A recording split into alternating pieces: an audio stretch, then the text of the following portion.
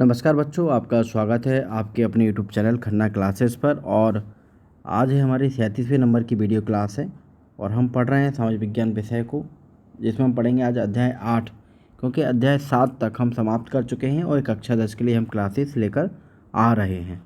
अध्याय 8 का टॉपिक है कि भारत में राष्ट्रीय जागृति एवं राजनीतिक संगठनों की स्थापना।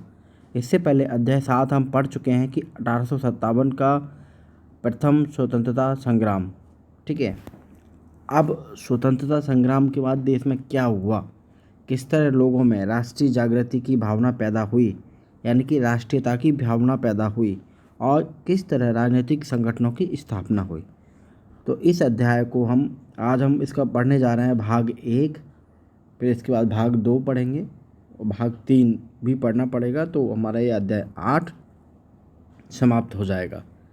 बस आप लोगों से यही रिक्वेस्ट है, जिन लोगों ने अभी तक चैनल को सब्सक्राइब नहीं किया है वो चैनल को सब्सक्राइब ज़रूर करें और बेल आइकन को भी प्रेस करें, और वीडियो अच्छा लगता है तो लाइक भी किया करें और शेयर एंड कमेंट्स भी करें। चलिए पढ़ते हैं आज की अपनी क्लास, जिसमें आज हम अध्याय 8 को पढ़ने जा रहे हैं। देखो जो अध्याय 8 में हम पढ़ने जा रहे हैं भारत में राष्ट्रीय जागृति और राजनीतिक संगठनों की स्थापना। तो 1857 की क्रांति के बारे में हम पढ़ चुके हैं। उस 1857 की क्रांति में क्या क्या हुआ, अंग्रेज़ों का किस तरह विरोध किया, लेकिन हम लोगों ने अंग्रेज़ों का बहुत डटकर मुकाबला किया। ईस्ट इंडिया कंपनी जो अंग्रेज़ों की थी उससे हमने मुकाबला किया, लेकिन उससे हम हर बार परास्त होते गए, हारते गए, जिससे हमें निराशा तो हुई। लेकिन लोगों को कुछ बात समझ में आई कि अगर हम एकजुटता के साथ एक साथ अगर अंग्रेज़ों का खिलाफ आंदोलन करेंगे तो हम ज़रूर विजेता होंगे, और लोगों को एक आज़ाद होने के लिए एक अंदर से ललक पैदा हुई। ठीक है, तो ये सब हुआ था, इतना पृष्ठभूमि, इतनी सब बातें हम पिछले अध्याय में 1857 का प्रथम स्वतंत्रता संग्राम नामक पाठ में कर चुके हैं। अब हम उसके आगे की कहानी यहाँ से पढ़ना चालू करते हैं। तो देखिए 1857 ईस्वी का स्वतंत्रता संग्राम संगठित रूप से अंग्रेजी शासन के समाप्ति के लिए प्रथम सशर्त संघर्ष था। इसके दमन के पश्चात कुछ समय के लिए भारतीयों में निराशा और शांति छा गई, परंतु स्वतंत्रता संग्राम की स्मृति जनमानस में विद्यमान रही, क्योंकि हम उनसे 1857 की क्रांति में हार गए थे। तो निराशा तो हुई, लेकिन लोगों के अंदर आशा थी कि हम अगर एक साथ होकर लड़ेंगे तो हम ज़रूर जीत जाएंगे। और उस 1857 की क्रांति की चर्चा जगह जगह लोग एक साथ जब बैठते थे तो करने लगे थे। तो 1858 के पश्चात भारतीयों में जो चेतना जागृत हुई वह विशुद्ध रूप से भारतीय थी। यानी कि पहले क्या हुआ था 1857 में कि कानपुर में तात्या टोपे लड़ रहे थे, ग्वालियर में झांसी की रानी लक्ष्मीबाई लड़ रही थी, ग्वालियर झांसी में, और इधर बेगम साहब लखनऊ में लड़ रही थी, दिल्ली में खान साहब थे वो लड़ रहे थे। तो ये अलग अलग अपने अपने चीज़ों के लिए लड़ रहे थे, अपनी अपनी सत्ता बचाने के लिए। लेकिन उस युद्ध के बाद इन लोगों में भारतीय राष्ट्रीयता की भावना पैदा हो गई कि हमें अपना ही नहीं पूरे देश को आज़ाद कराना है। तो उनके अंदर फीलिंग्स आ गई कि वी आर इंडियन, हम लोग भारतीय हैं और भारत को आज़ाद कराना है। भारतीयों ने यह अनुभव किया कि उनके और अंग्रेजी प्रशासन के हितों में भिन्नता है। अंग्रेज अपने स्वार्थों को पूर्ण करने के लिए भारतीयों का शोषण करते थे, और उन्हें यह भी आभास हुआ कि जब तक वे स्वयं नींद से नहीं जागेंगे और स्वतंत्रता, आत्मसम्मान, अखंडता और भारतीय होने के गर्व की भावना से कार्य नहीं करेंगे, तब तक देश गुलाम बना रहेगा। इस प्रकार की भावनाओं ने भारतीयों में राष्ट्रवाद की भावनाएं भर दी। अब देखिए क्या क्या कारण रहे, अब इन कारणों में हम पॉइंट वाइज बात करने वाले हैं। भारत में राष्ट्रीय जागृति के कारण। अब देखिए अंग्रेज़ों ने विजय, विलय और शोषण नीति की प्रतिक्रिया स्वरूप 1857 में स्वतंत्रता संग्राम प्रारंभ हुआ, और भारतीयों में राष्ट्रवादी भावना का तीव्रता से विकास हुआ। भारतीय राष्ट्रवाद के विकास में निम्नलिखित कारणों का महत्वपूर्ण योगदान था। देखिए पहला तो राजनीतिक कारण। ये वो कारण है जिनकी वजह से लोगों में राष्ट्रीयता की भावना आई, यानी कि पूरे देश के लिए कुछ एक करने गुजरने की भावना उनके अंदर पैदा हुई। अब देखिए 1857 के प्रथम स्वतंत्रता संग्राम के पूर्व ही ब्रिटिश शासन के संरक्षण में ईस्ट इंडिया कंपनी ने संपूर्ण भारत को अपने अधिकार में कर लिया था। ये तो आप सब लोग पढ़ चुके हैं पिछले अध्याय में कि ईस्ट इंडिया जो कंपनी आई थी भारत में वो सन 1600 ईस्वी में आ चुकी थी और उन्होंने ही पहले देश पर राज किया था, प्रशासन किया था ईस्ट इंडिया कंपनी ने। कब? 1857 के स्वतंत्रता संग्राम तक। उसके बाद उनको अंग्रेज़ों को भी समझ में आया तो उन्होंने क्या किया, अपने सत्ता का हस्तांतरण किया और ईस्ट इंडिया कंपनी से जो भी प्रशासन करने का जो भी अधिकार थे वो ब्रिटिश सरकार ने अपने हाथों में ले लिए थे। ठीक है, तो पहले तो ईस्ट इंडिया कंपनी ने संपूर्ण भारत को अपने अधिकार में कर लिया, लेकिन 1857 की घटनाओं के बाद भारत में कंपनी का राज्य समाप्त हो गया और भारत सीधे ब्रिटेन शासन के अधीन हो गया, यानी कि जो ब्रिटिश शासन था वो यहाँ पर शासन करने लगा। ब्रिटिश संसद ने 1858 का एक अधिनियम पारित किया, एक कानून पारित किया जिसमें प्रशासकीय परिवर्तन किए, कुछ परिवर्तन किए, परंतु उन परिवर्तनों से भारतवासियों की स्थिति में कोई सुधार नहीं हुआ, क्योंकि उन्हें ये समझ में आ गया था कि भारतीय अब विरोध करने लगे हैं तो उन्होंने कुछ लचीले कानून बनाए जिससे शायद भारतीयों को थोड़ा बहुत फ़ायदा मिल जाए तो ये लोग विद्रोह ना करें, लेकिन ऐसा कुछ हुआ नहीं। भारतवासियों की स्थिति में कोई सुधार नहीं हुआ और सन 1858 में महारानी विक्टोरिया ने अपने घोषणा पत्र में देसी रियासतों और शासकों और भारतीय जनता को आश्वासन दिया, जिनका आशय यह था कि पूर्व में गलतियों को दोहराया नहीं जाएगा। जो पहले गलती ईस्ट इंडिया कंपनी ने की थी उन गलतियों को वो नहीं दोहराएंगे और भारतीयों के प्रति भेदभाव का व्यवहार नहीं किया जाएगा।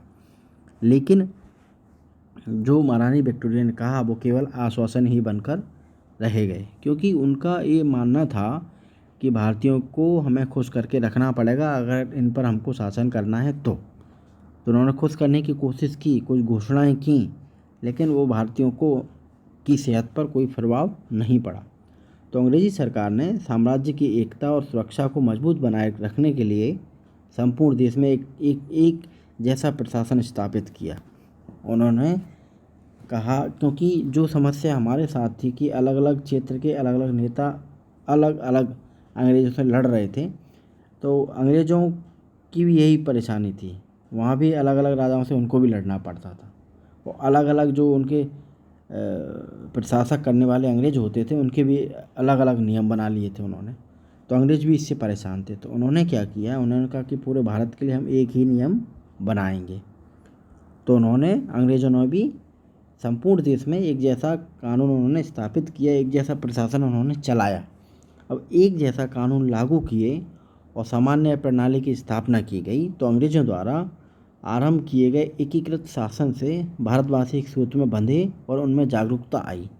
क्या हुआ, एक जैसा शासन चलने लगा, तो कहीं कुछ गड़बड़ होती थी तो जो क्रांतिकारी थे तो यहाँ भी नियम एक जैसे थे, यहाँ भी अंग्रेज़ों के नियम एक जैसे थे, इनके यहाँ भी अंग्रेज़ों के नियम एक जैसे थे। तो पर्टिकुलर अंग्रेज़ कहीं एक जगह के लोगों को बेवकूफ़ नहीं बना पाते थे, क्योंकि यहाँ से लोग उनको समझा देते थे। तो एक दूसरे की हेल्प करने प्रारंभ की अपने जो क्रांतिकारी लोग थे, जैसे कि ये कानपुर है, ये झांसी और ये लखनऊ। समझने की सोचिए, पहले यहाँ पे जो अंग्रेज़ थे उनका अलग अलग नियम थे, यहाँ पे अंग्रेज़ थे अलग नियम थे, यहाँ पे अंग्रेज़ थे अलग नियम था।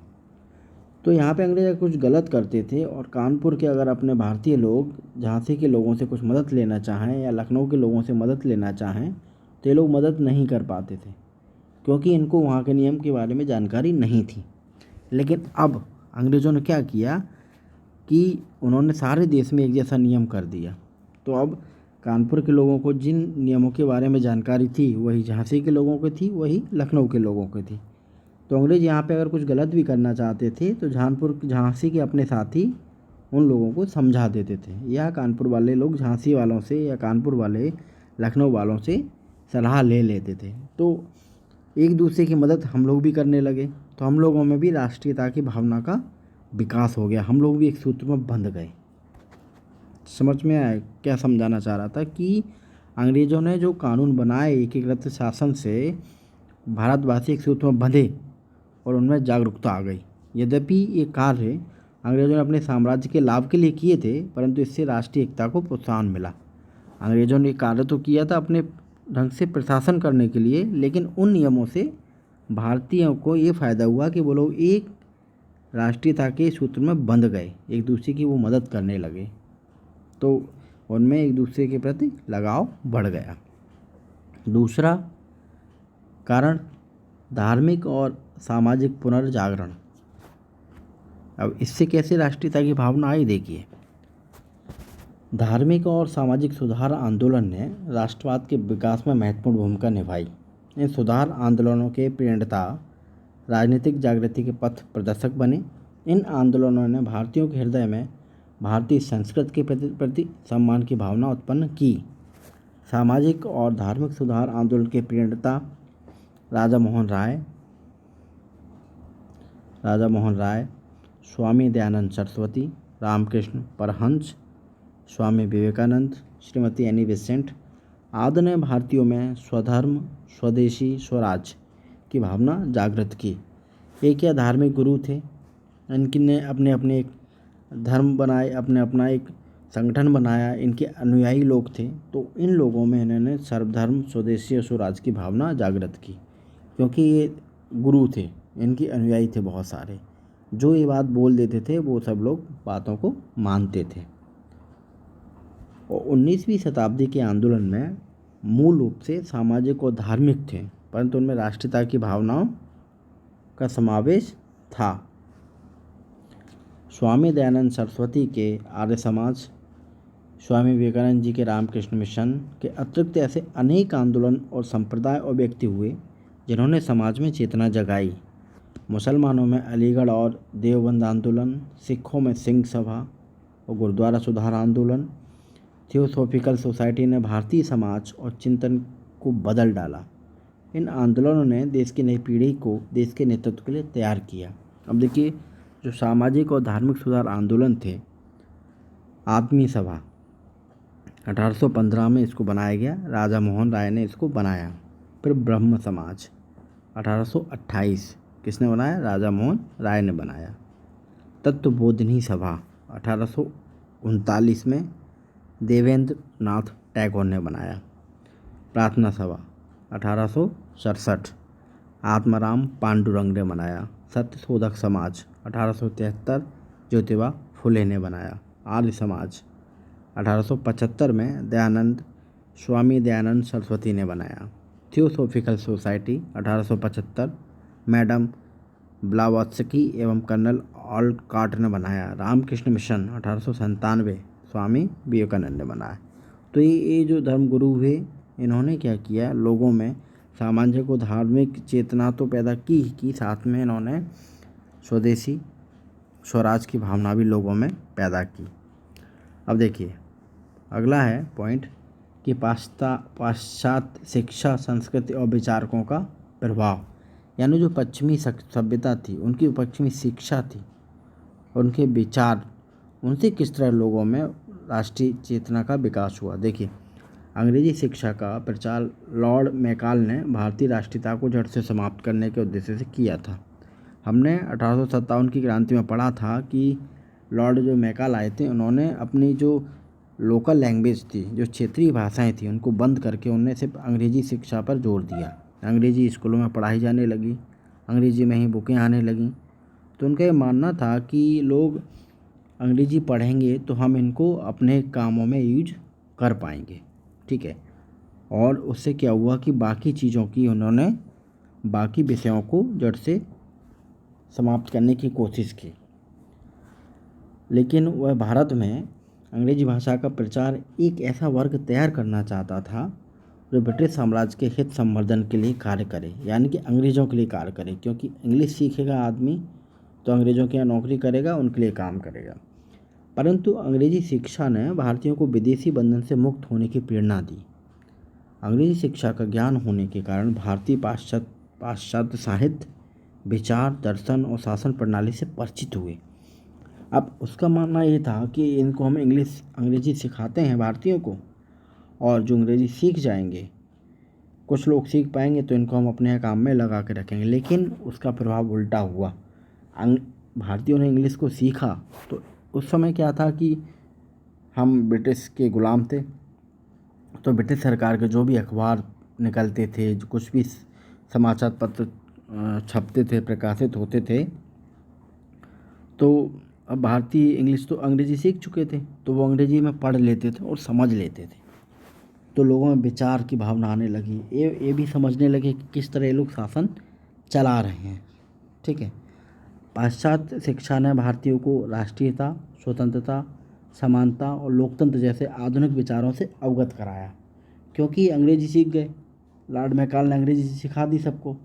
अब विदेशों में कहीं भी कोई भी आंदोलन होता था तो भारतीयों को उनकी खबर लग जाती थी और वो पढ़ भी लेते थे। तो इन लोगों में भी हिम्मत आई, इन लोगों में भी, भारतीयों में भी राष्ट्रीयता का विकास फिर होने लगा।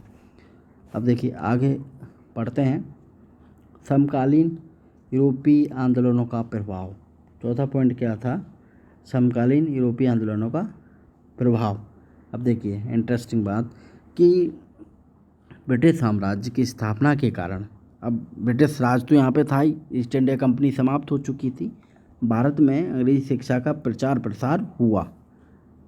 अंग्रेजी शिक्षा का प्रचार प्रसार हुआ, जिसके फलस्वरूप भारतीयों का पाश्चात्य जो पश्चिमी देश थे उनके साथ घनिष्ठ संपर्क स्थापित हुआ। तो इंग्लैंड में सुधार आंदोलन, इटली, जर्मनी, रोमानिया, सर्बिया के स्वतंत्रता संग्राम आदि आंदोलनों ने भारतीयों को अपने अधिकारों हेतु संघर्ष के लिए प्रेरणा दी। क्या हुआ कि हम लोग अंग्रेजी सीख गए। अब जो भी इंग्लैंड में सुधार के आंदोलन हो रहे थे, अंग्रेज़ी में जो भी आंदोलन चल रहे थे इंग्लैंड में, उनके बारे में हमको जानकारी लगने लगी। इटली में जो आंदोलन थे उनके बारे में हमको पता चलने लगा। जर्मनी, रोमानिया, सर्बिया, कहीं भी आज़ादी के लिए जो भी संग्राम चल रहे थे, जो भी आंदोलन चल रहे थे, उनके बारे में हमको जानकारी लगने लगी कि वहाँ लोग कितना संघर्ष कर रहे हैं। तो इसी प्रेरणा के कारण भारतीय अपनी मातृभूमि को स्वतंत्र कराने के लिए बेचैन हो उठे। तो हमको लगा कि जब इटली, जर्मनी, वहाँ के लोग आंदोलन कर सकते हैं तो हम क्यों नहीं कर सकते। तो जो यूरोपीय देशों में आंदोलन चल रहे थे उनका हम पे गहरा प्रभाव पड़ा। इससे भी भारतीय राष्ट्रीयता की भावना जागृत हुई। देखिए और आगे, यातायात एवं संचार के साधनों का विकास।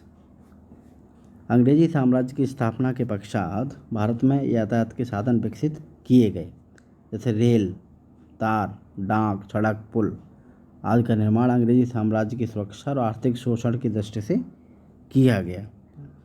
अंग्रेज़ों ने क्या किया, यहाँ पे अंग्रेज़ों का शासन चलने लगा तो उन्हें सड़क, रेल, पुल, पुड़िया सब बना लिए। तो यातायात के साधनों के विकसित होने से भारतीयों को लाभ हुआ।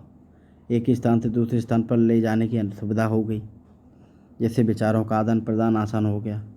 अब पहले क्या था, जब ये सब कुछ नहीं था तो कानपुर वालों को झांसी की खबर नहीं लगती थी, झांसी वालों को लखनऊ की खबर नहीं लगती थी, बिहार की खबर नहीं लगती थी, दिल्ली की खबर नहीं लगती थी। लेकिन ये साधन हो गए तो एक जैसे दूसरे के हमारे क्रांतिकारी जाने लगे और एक दूसरे से बातचीतें होने लगी, विचारों का आदान प्रदान होना आसान हो गया। इस प्रकार अप्रत्यक्ष रूप से भारतीयों के संगठित होने तथा उन्हें राजनीतिक एकता के सूत्र में बांधने में यातायात एवं संचार के साधनों से बड़ी सहायता मिली। अब देखिए अगला पॉइंट है कि प्राचीन भारतीय संस्कृति का प्रभाव। 19वीं सदी में प्राचीन भारतीय साहित्य की खोज का कार्य प्रारंभ हुआ। भारतीय और पश्चिम के विद्वानों के सहयोग से संस्कृत भाषा के अनेक महत्वपूर्ण ग्रंथों का अनुवाद अंग्रेजी भाषा में किया गया। अब Max Muller, William Jones, Haraprasad Shastri, Ramakrishna Gopal Bhandarkar, Rajendra Lal Mishra, Mahadev Govind Ranade जैसे विद्वानों ने भारतीय संस्कृत और साहित्य पर अनेक ग्रंथ लिखे। इनकी रचनाओं का व्यापक प्रभाव भारतीयों पर पड़ा और अपनी संस्कृत की श्रेष्ठता का ज्ञान होने से उनमें आत्मविश्वास और स्वाभिमान की भावना अंकुरित हुई। यानी कि जो प्राचीन साहित्य था हमारा, तो अंग्रेज़ों ने क्या किया, प्राचीन साहित्य हमारा संस्कृत में था, संस्कृत पढ़ाई नहीं जाती थी, अंग्रेज़ी लोगों को पढ़ाई गई, लॉर्ड मैकाले ने सबको अंग्रेज़ी सिखा दी। अब ये जो ग्रंथ थे इनका अनुवाद अंग्रेजी में हो गया। तो जितने भारतीय थे पढ़े लिखे, जिनको इंग्लिश सबने सीख ली थी, उन्होंने अंग्रेजी में इन सबको साहित्यों को पढ़ा। साहित्य को पढ़ा तो उनको पता चला कि हमारी संस्कृति इतनी महान थी। तो उनमें क्या हुआ, आत्मविश्वास और स्वाभिमान जागृत हुआ और उन्होंने कहा कि अब तो हम अपने देश को आज़ाद करा के रहेंगे। जब हम इतने पुराने लोग हैं, हमारी संस्कृति इतनी महान थी, तो लगा कि अंग्रेज़ तो अभी आए हैं हम पर राज करने के लिए, हम तो पहले से ही महान लोग हैं। तो लोगों में इस तरह की श्रेष्ठ भावनाओं का विकास हुआ। तो इससे भी लोगों के अंदर राष्ट्रीयता की भावना जागृत हुई। अब देखिए अगला है भारतीय साहित्य एवं समाचार पत्र। भारतीय साहित्य और समाचार पत्र। राष्ट्रीय जागृति के उदय में साहित्य और समाचार पत्रों का विशिष्ट महत्व है। कैसे? बंकिम चंद्र चटर्जी, दीनबंधु मिश्र, भारतेंदु हरिश्चंद्र, D.L. राय, रविंद्रनाथ ठाकुर आदि की रचनाओं का राष्ट्रीय जागृति में महान योगदान रहा। बंकिम चंद्र चटर्जी की रचना आनंद मठ, कौन सी रचना उनकी? आनंद मठ, और उसमें लिखे गए वंदे मातरम गीत नवयुगों को प्रेरणा स्रोत बना। आनंद मठ में ब्रिटिश राज के राजनीतिक और आर्थिक दोषों का खुलासा किया गया था। दीनबंधु मिश्र के नील दर्पण नाटक में नील बागान के मजदूरों पर हो रहे अत्याचारों और दुखों को उजागर किया गया था। लक्ष्मीनाथ बेजबरुआ अजमी और अल्फाक हुसैन हाजी उर्दू इस काल के राष्ट्रवादी लेखक थे। ठीक है। अब देखिए भारतीय समाचार पत्रों में अंग्रेजी प्रशासन का समीक्षात्मक विवरण समाचार पत्रों के माध्यम से प्रकाशित होने लगा। क्या होता था, भारतीय जो समाचार पत्र थे हमारे, तो जो अंग्रेज़ों का जो राज चल रहा था, तो हमने अपने पेपरों के माध्यम से लोगों को बताना चालू किया। अपने भारतीय समाचार पत्र हम अलग से छापने लगे भारतीय लोग, और अंग्रेज़ों के अखबारों से पढ़ के अपने पेपरों में छापने लगे, जिससे लोगों में खबरें जाने लगीं और वो लोगों के अंदर राष्ट्रीयता की भावना का विकास होता रहा। जैसे भारतीय समाचार पत्रों में संवाद, कौमुदी, अमृत बाजार पत्रिका, बम्बई समाचार, केसरी, मराठा, हिंदू, पेट्रियट, स्वदेशी मित्रम, आर्य दर्शन आदि ने राष्ट्रीय चेतना के विकास में सहयोग दिया। प्रेस ने भारतीयता की चेतना को प्रोत्साहन दिया और राजनीतिक शिक्षा प्रदान की। अगला पॉइंट था ब्रिटिश सरकार की आर्थिक शोषण की नीति। अब देखिए आर्थिक शोषण असंतोष को जन्म देता है, यानी कि आप हमारे भारतीय जो किसान थे उन पे टैक्स लगाते जाएंगे, लगान पर लगान लगाते जाएंगे, तो लोगों का शोषण होगा, तो उनमें असंतोष होगा, गुस्से की भावना आएगी। अंग्रेजी साम्राज्य की स्थापना और ब्रिटेन में औद्योगिक क्रांति के फलस्वरूप भारतीय उद्योग धंधों, कुटीर उद्योग को गहरा धक्का लगा। और अंग्रेज़ों ने क्या किया कि एक तो अपना राज किया, फिर उन्होंने अपने यहाँ के धंधे बंद कर दिए। अपने यहाँ जो छोटी छोटी फैक्ट्रियाँ थीं उनको अपने यहाँ तो बंद कर दिया और उनको उन्होंने ब्रिटेन में लगा लिया। तो अपने धंधे ख़त्म हो गए, तो लोगों को गहरा धक्का लगा। तो भारत से निर्यात होने वाले माल पर चुंगी की दर विदेशों में बढ़ा दी गई और इंग्लैंड की निर्मित वस्तुओं के आयात पर चुंगी की छूट देकर उन्हें भारतीय बाज़ारों में बेचा जाने लगा। क्या होता था कि जो हम इंडिया में चीज़ें बनाते थे और जो एक तरफ इंग्लैंड में चीज़ें बनती थी ब्रिटिश में, तो हमारे यहाँ से जो चीज़ें जाती थी उन पर बहुत ज़्यादा टैक्स लगा देते थे, तो चीज़ें यहाँ बहुत महंगी हो जाती थी। इंग्लैंड से जो चीज़ बन के इंडिया में आती थी उनमें टैक्स न लगाते हुए तो उनकी कीमतें कम कर दी जाती थी। तो इंग्लैंड का जो आया हुआ माल था वो भारत में लोग खरीदते थे क्योंकि सस्ता था, और हमारा बना हुआ माल महंगा हुआ करता तो इंग्लैंड में कोई ख़रीदता नहीं था। तो हमारे यहाँ लोग अब क्या खरीद रहे थे, इंग्लैंड का सामान खरीद रहे थे। तो हम इंग्लैंड की चीज़ें लेते, पैसा उनको देते, वो पैसा इंग्लैंड जा रहा था, समझ गए। तो भारत का धन निरंतर निष्कासित होता गया, यानी कि इंग्लैंड जाता गया, जिससे आर्थिक ढांचा अपने यहाँ का लड़खड़ा गया। अंततः भारतीय आर्थिक दासता के बंधन से मुक्त होने के लिए संघर्ष करने को तैयार हुए।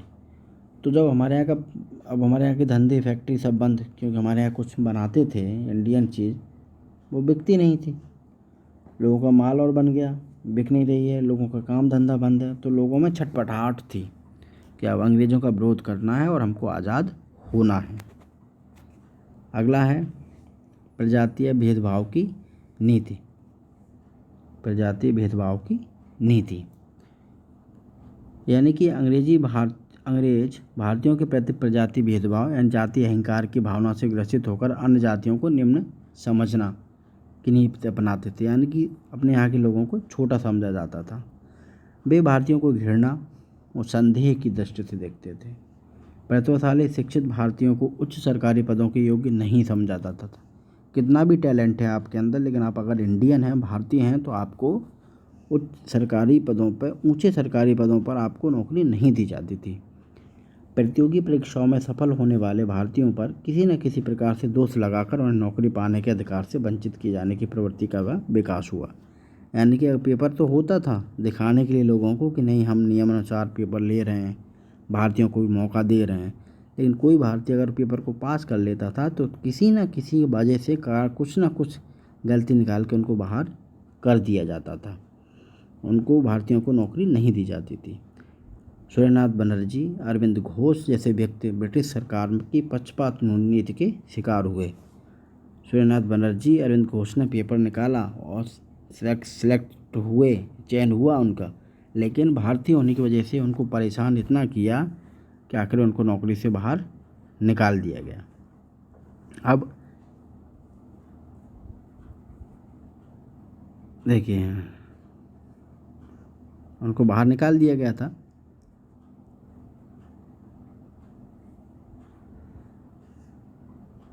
वायरस लॉर्ड लिटन की प्रतिक्रियावादी नीति प्रजाति भेदभाव से परिपूर्ण थी। लॉर्ड लिटन की प्रतिक्रियावादी नीति अर्थात भारत विरोधी नीति 4 वर्ष तक 1876 से 1880 तक चली। यानी कि कोई वायरस आए थे, इनने ज़्यादा जातिवाद किया, ज़्यादा लोगों के साथ भेदभाव किया।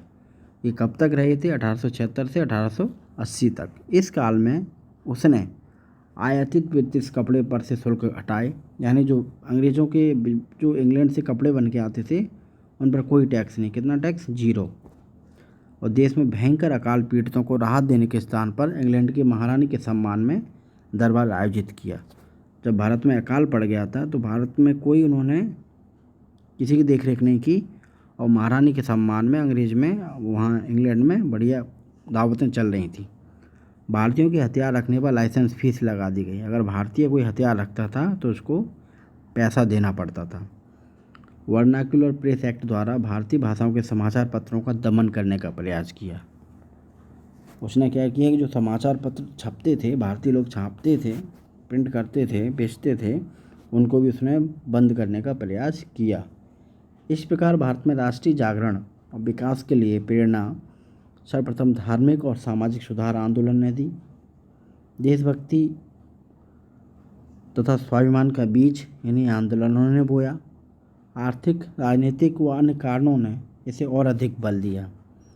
थोड़ा सा नज़र डालते हैं एडवर्ड बिल पर। एक एडवर्ड बिल आया। वायरस लॉर्ड रिपेन ने जाति भेदभाव को दूर करने के लिए एक कानून बनाने का प्रयास किया था। इसे विधि सदस्य एडवर्ड ने तैयार किया था, अतः इसे एडवर्ड बिल कहते थे। क्या? Edward bill.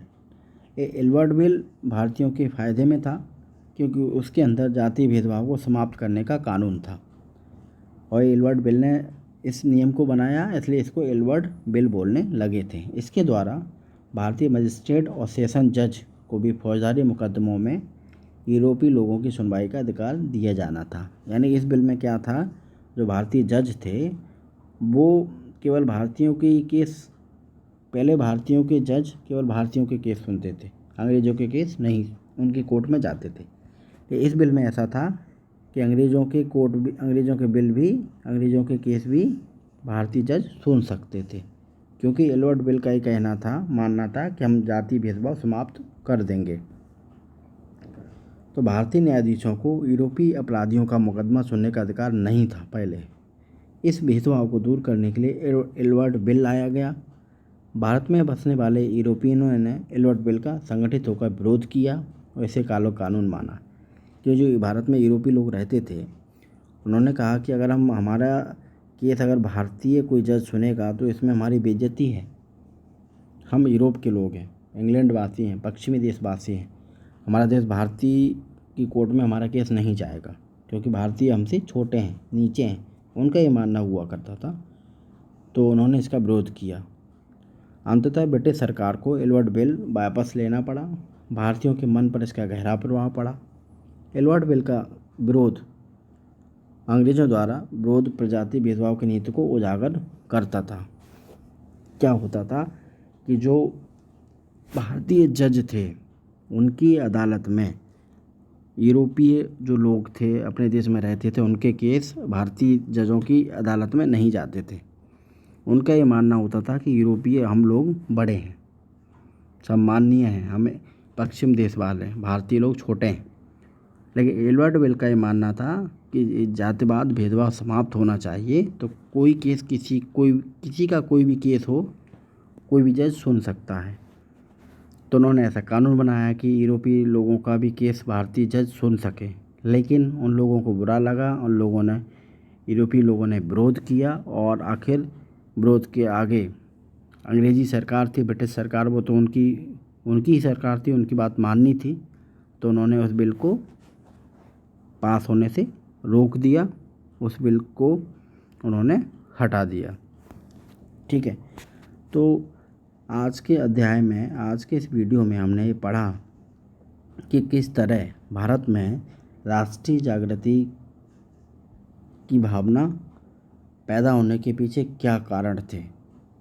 यानी कि जो राष्ट्रीय जागृति थी, लोगों को एकता के सूत्र में पिरोने के पीछे क्या कारण था, ये हमने आज के वीडियो में पढ़ा। हम अगले वीडियो में भारतीय राष्ट्रीय कांग्रेस के पूर्व स्थापित संगठन पढ़ेंगे और भारतीय राष्ट्रीय कांग्रेस की स्थापना भी पढ़ लेंगे। ठीक है। और फिर उसके बाद उदारवाद पढ़ेंगे और उग्र राष्ट्रवाद पढ़ेंगे। 4 टॉपिक बाकी हैं। तो ये हम अगले वीडियो में भाग 2 में और भाग 3 में हमारा ये अध्याय पूरा समाप्त हो जाएगा।